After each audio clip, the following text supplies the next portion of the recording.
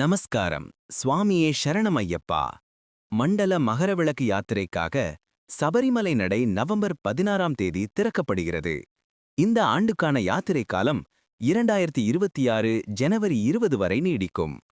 November 17 அன்று அதிகாலை 3 மணிக்கு விருச்சிக புலரியில் புதிய மேல்சாந்திகள் சபரிமலை மற்றும் மாளிகைப்புறம் நடைகளை திறந்து வைக்க யாத்திரை தொடங்கும். தினமும் அதிகாலை 3 மணி முதல் மதியம் 1 மணி வரையிலும், பிற்பகல் 3 மணி முதல் இரவு 11 மணி வரையிலும் தரிசனம் செய்யலாம்.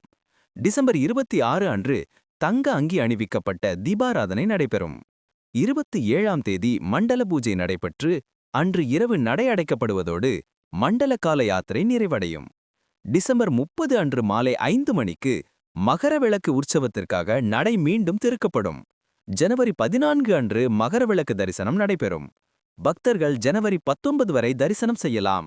ஜனவரி 20 காலை ராஜபிரதிநிதியின் தரிசனத்திற்கு பிறகு நடை அடைக்கப்படும். தரிசனத்திற்கு ஆன்லைன் முன்பதிவு கட்டாயமாக்கப்பட்டுள்ளது. ஒரு நாளைக்கு 70,000 பேருக்கு ஆன்லைனில் முன்பதிவு செய்யலாம். பம்பை, நிலக்கல், எருமேலி, வண்டிப்பெரியாறு, சத்திரம் மற்றும் சிங்கன்னூர் ஆகிய இடங்களில் நேரில் முன்பதிவு செய்யும் ஸ்பாட் புக்கிங் வசதியும் உள்ளது.